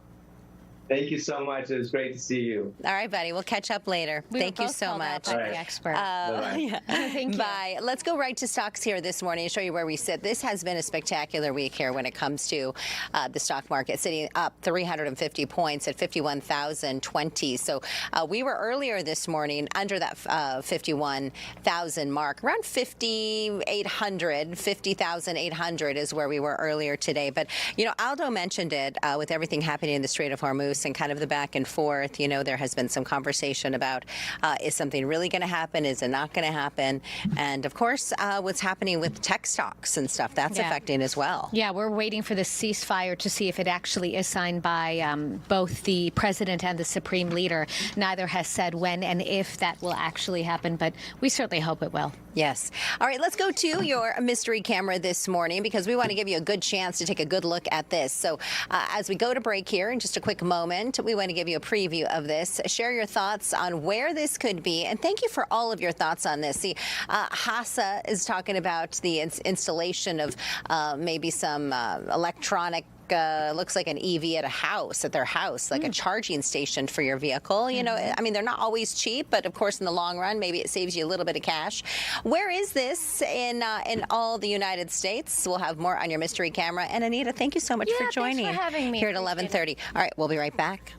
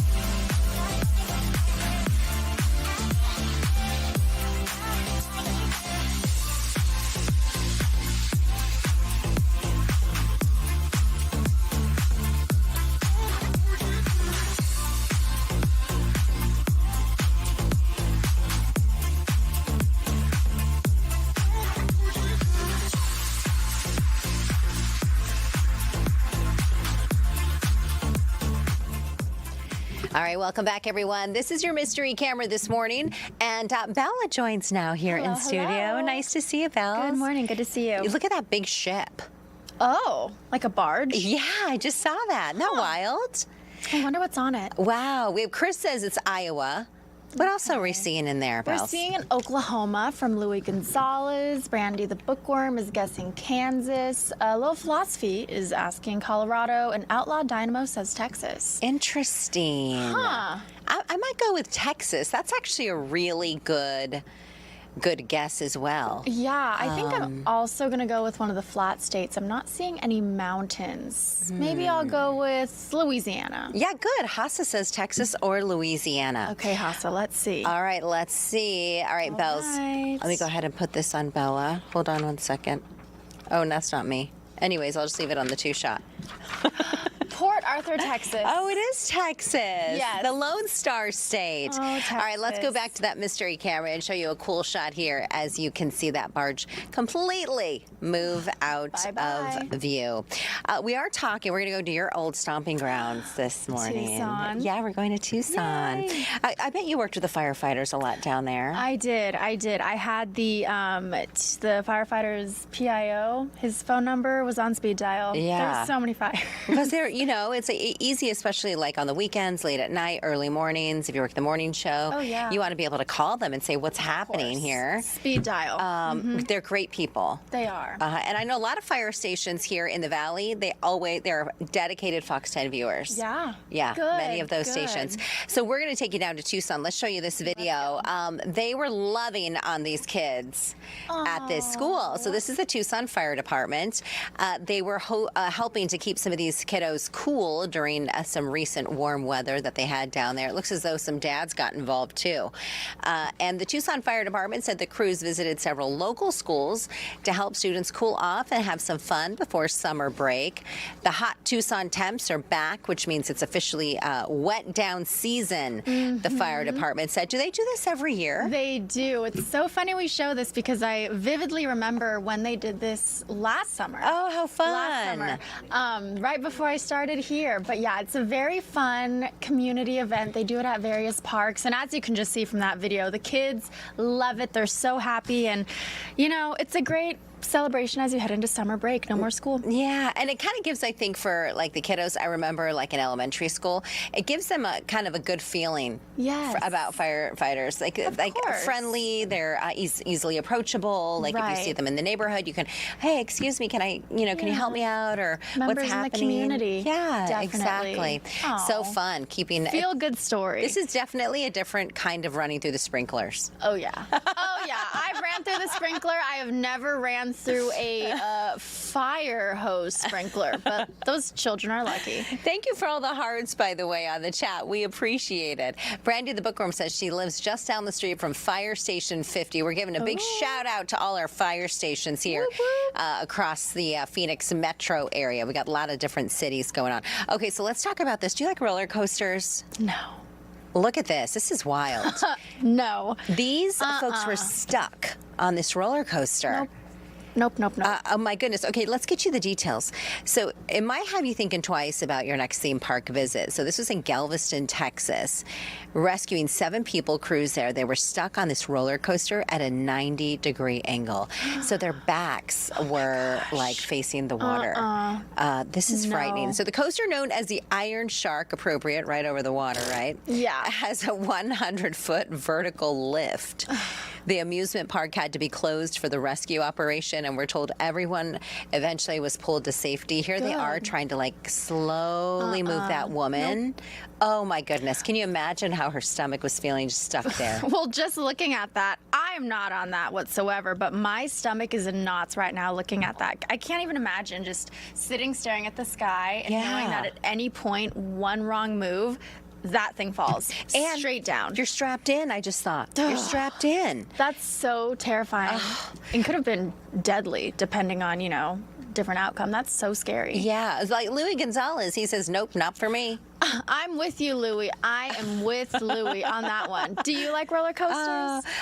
As a kiddo, I did, but now it's not so good. Yeah. Yeah. I'd rather walk around and get like a hot dog. I mean, yeah, even like the teacups at Disneyland. I'm like, I don't know. Especially after lunch, right? The kids can do that, and I will happily go walk around and get some food. Oh, my goodness. All right, on to this next piece of video, this story. This video is wild. It's trending all over, and it was quite the explosion. Is that not crazy? That is so scary. That is very, very scary. It almost looks nuclear. It almost looks AI. It really does, actually. You're right. It looks fake. A Blue Origin rocket filled with fuel, and that's probably why it had such a spectacular explosion, but it burst into flames. Shocking moments playing out last night in Cape Canaveral, Florida. And the space technology company says that a new Glenn rocket blew up during an engine firing test. So this was ahead of a planned satellite launch next week. So they're going to try this again next week, apparently. Oh, my gosh. Oh, my goodness.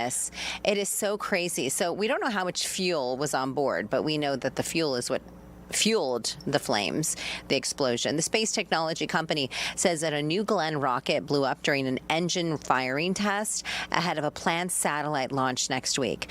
The sky was illuminated with a fiery orange glow, as you saw. Here it is again. This one is from a gentleman called, his name is Devin Patrick. And he was far away, but look how far away his bells, and you could still see that explosion. And you could probably hear it.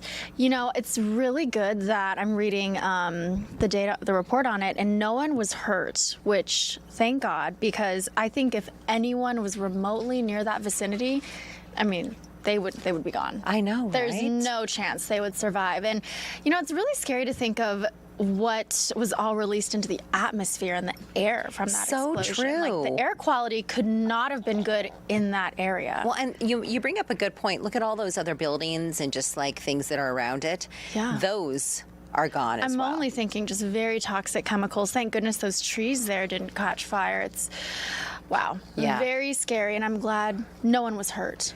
Speaking of Emperor Ivan, he says if you were born in the 60s, you just laugh and climb down, and he's talking about the roller coaster. Because there's a lot of days where you're like, I don't know if I'm going to be getting off this thing, but I'm going to get on anyway. I've heard of this story about folks who put pillows in their fridge. It's National, Put a Pillow in Your Fridge Day. I haven't heard about it. I would love to hear what you're talking about. Okay, Abby, for all of you, came in and she kind of schooled me on this whole story. Apparently, it says before the invention of refrigerators in the 1920s, people in Europe and the USA would put a piece of cloth in their larder for good luck once a year, and it usually was like a little pillow. You may decide to celebrate, but a pillow in your fridge day, quite literally, it means putting a pillow in your fridge. Apparently, it had something to do with good luck. Okay. And I'm not entirely sure why, but it happened in the 1920s. Interesting. If you all know, go ahead and put that in there and give us your thoughts. Or maybe you think, are you superstitious, or is there something that you find that's good luck or not so great luck? Do you do anything like that? For fun. Not seriously. How about you? Yes. I'm with you. Like when we're going through a tunnel, I'm like, hold your breath. And then the kids are like, no, I'm not going to do it. Yeah. Or don't go kids to are like, sleep okay, with Mom, wet whatever. hair because you'll get sick. Or Right. You know what I mean? Those little things. Okay, we want to know your thoughts on this. Are you superstitious? Our viewer voicemail, we always love when you guys leave us voicemails. You guys are so thoughtful and very intelligent and always leave great comments. So 602-262-0428. That is our phone number for our viewer voicemail. We've had some great people that have shared. Yesterday, Mr. Pavline, one of our regular viewers, he left a viewer voicemail, and it was just so cool to, put a voice to these users we interact with every day. So I really hope that a couple of you guys will call in and we can hear about your superstitions. I know. That will be fun. It will be fun. So again, that number is 602-262-0428. And yeah, we would love to hear if you guys actually are superstitious, and tell us why. Give us your name. We always want to hear your name. Of course. What city you live in. Credit card information. Just kidding. I would say social security number. Kidding. So we always love to hear from you guys. So let's talk about the Balancing Act here this morning. One of my favorite streaming shows. Thank you. Favorite streaming shows. Thank you. We have, I think we have like 30 different shows. Wow. and podcasts, and we have some great content on our Fox Local app and on YouTube as well. And Big D, of course, at the helm of all of that, and you and Abby doing a fabulous job. The Balancing Act is a podcast that it's my podcast, and we talk about Dr. Mona Amini. She came into studio. We were chatting with her, and what was really cool is that she's a DJ. She's a Wonder Woman. I really, really like what she does on social because she shows that, yes, you can be a professional because she is a psychiatrist, but you can also have a life outside of work. Yes. And she's a DJ. I think it breaks kind of those norms of, work-life balance, and I really like what she does. And so she's a DJ, and what she does is she uses electronic dance music, and she works with her patients. And she says that there's a certain frequency that she can use in sessions and group sessions, and it actually will calm you down. Wow. And she has a lot of her patients bring in a journal. Okay. And they journal write before the session, and then they'll go through her EDM session with music, and then they'll journal after. And she wants to kind of see how it affects them. But she has some great also insight into, like, you wake up every morning, how should you get ready for your day? Mentally, physically, how do you feel about your day? And this is one of the sessions where you see everybody sitting down. Wow. And she's pretty remarkable. She's so impressive. I'm going to have to go watch that episode. That's so exciting. Yeah, and it'll be on 6:30 local, on Fox Local, 6:30 p.m. on Monday. Thank you, Big D. He was letting me know when that was airing. But it was really cool. What type of music do you like when you're, kind of like chilling out and kind of easing into maybe like a weekend? I like, kind of like reggae island music. Ooh. I just like to pretend I'm You just on the came island. from an island. I was, Oh, yes. You guys got to check out Belle's Instagram. She's got great photos. Thank you. You had a great time. I did. What music do you like? I really like, I like all kinds of music. Yeah. Jazz, a little bit of classical. Christian, gospel, classical. But one of the types of music I like is like a chill hop. Have you chill hop, lo-fi chill hop? Lo-fi. I used to study with lo-fi music in college. I had a lo-fi